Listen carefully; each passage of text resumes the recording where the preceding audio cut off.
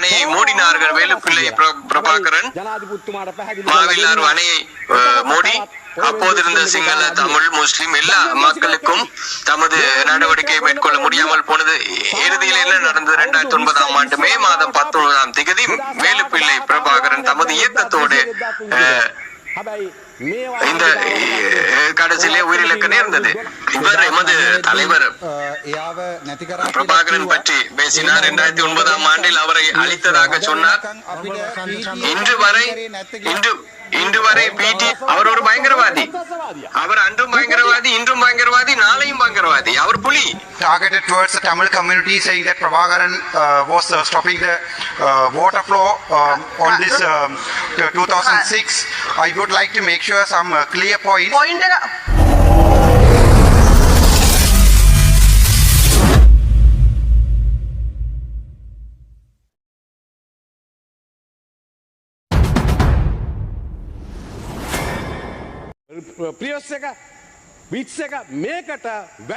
விவசாயிகள் என்பவர்கள் இந்த நாட்டின் ஆட்சியை மாற்றுகின்றவர்கள், ஆட்சியை உருவாக்குகின்றவர்கள், இருக்கும் ஆட்சியை வீட்டுக்கு அனுப்புகின்றவர்கள். வரலாற்றை பாருங்கள். மாவிலாறு அணையை மூடினார்கள். வேலுப்பிள்ளை பிரபாகரன் மாவிலாறு அணையை மூடி அப்போதிருந்த சிங்கள, தமிழ், முஸ்லிம் எல்லா மக்களுக்கும் தமது நடவடிக்கையை மேற்கொள்ள முடியாமல் போனது. இறுதியில் என்ன நடந்தது? 2009ஆம் ஆண்டு மே மாதம் 19ஆம் தேதி வேலுப்பிள்ளை பிரபாகரன் தமது இயக்கத்தோடு இந்த கடைசியிலே உயிரிழக்க நேர்ந்தது. அந்த விவசாயிகள் மீது தாக்கத்தை ஏற்படுத்த போய் தான் அது நடந்தது. கோட்டாபய ராஜபக்ச நாங்கள் வேண்டாம் என்று சொன்ன போது ரசாயன உரத்தை ஒரே இரவில் தடை செய்தார். 5 ஆண்டுகளுக்கு ஆட்சிக்கு வந்த அவர் குறுகிய காலத்தில் வீட்டுக்கு சென்று விட்டார். 5 ஆண்டுகள் கூட இருக்கவில்லை. 5ம் இல்லை, வீட்டில் அடி வாங்கி விட்டு தான் ஓடி ஒளிந்து போனார். இது 3.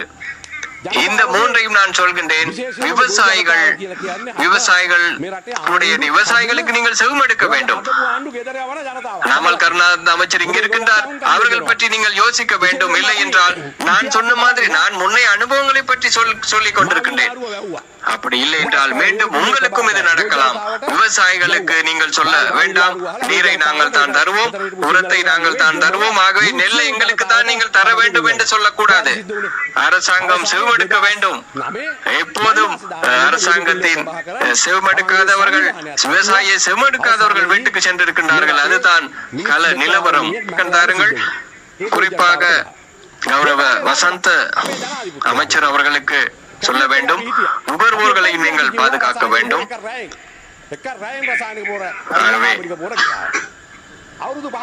முடிந்தவரை பாருங்கள்.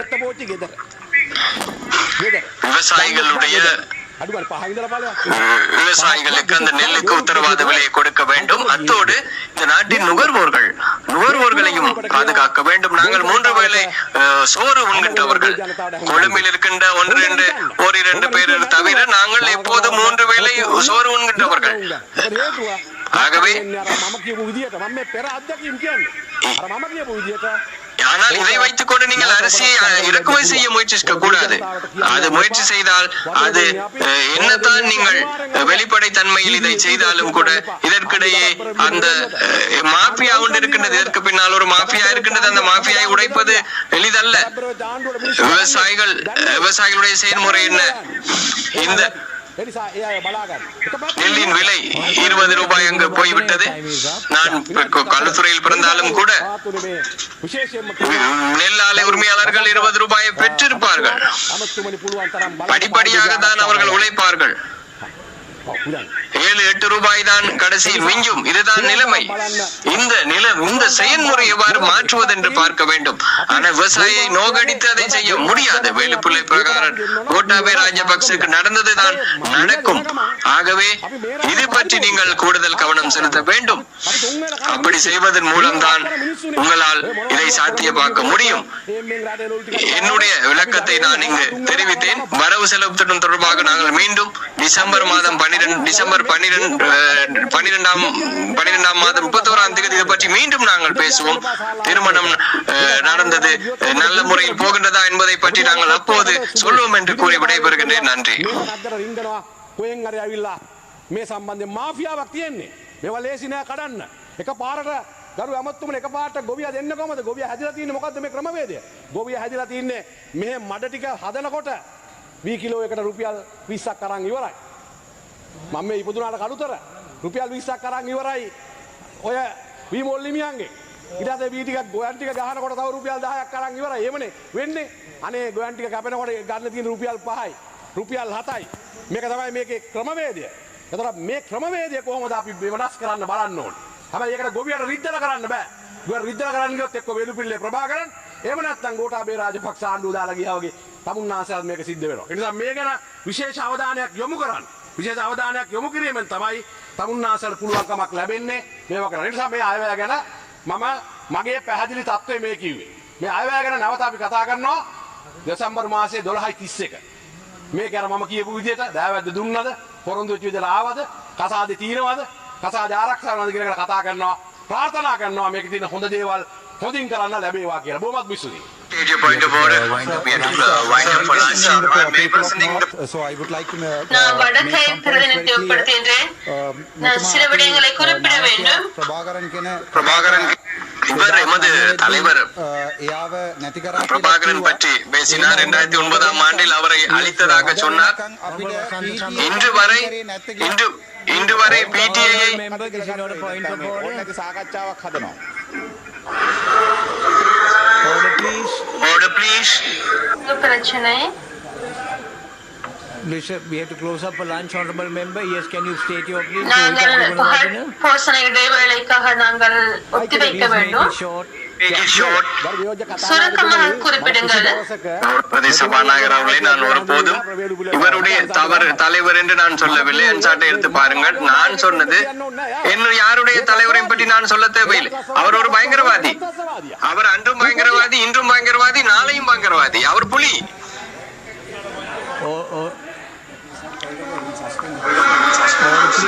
Order please. The proceedings of this house will be. இந்த சபையின் அலுவல்கள் பிற்பகல் 1 மணி வரை தற்காலிகமாக ஒத்திவைக்கப்படும். Thank you, madam, for granting this opportunity. I would like to make something very clear. Last speech, which was targeted towards the Tamil community, saying that Prabhakaran was stopping the water flow on this 2006. I would like to make sure some clear points. Point එකක් නෑනේ. 92.2. ඒක මේ violation එකක් ඈ standard order violation I'm a party leader, so let me speak for 1 minute. You are granting opportunity to other members, but for the Tamil minority you are looking at the standing orders. Why this is happening in our country? So you should let us to speak. That day there was a person allowed, and you are allowing the other people. Ananda විජේපාලමතුමා ඔබතුමා කතා කරන්න. விடுதலை புலிகளினுடைய தலைவர் வேலுப்பிள்ளை பிரபாகரன் மாவிலாறு அணையை மூடி விவசாயிகளுக்கு துன்பத்தை ஏற்படுத்தியதால் தான் விவசாயிகளினுடைய எதிர்ப்பின் காரணமாகவே அவர் தன்னுடைய இயக்கத்துடன் இல்லாமல் ஆக்கப்பட்டார் என ரோஹித் அபேகுணபத்தின இன்று பாராளுமன்றத்தில் தெரிவிக்கின்றார். இந்த நிலையில் குறுக்கிட்ட ராமநாதன் அர்ச்சுனா, நீங்கள் அவ்வாறு எங்களுடைய தலைவரை தெரிவிக்க முடியாது. அந்த சம்பவம் தொடர்பாக நீங்கள் தெளிவாக விளங்கிக் கொள்ள வேண்டும் என இது தொடர்பாக விளக்கத்தை அளிக்க முற்பட்ட போது, இருப்பினும் சபையில் தலைமை தாங்கிய உறுப்பினரால் அது தொடர்பாக தற்பொழுது கதைக்க முடியாது என்பது தொடர்பாகவும் உணவு இடைவேளை இருப்பதன் காரணமாகவும் நிறுத்தப்பட்டது. அதன் பின்னர் அவர் பேச முற்பட்ட போதும் அது தொடர்பாக விரிவாக பேச நேரம் வழங்கப்படவில்லை.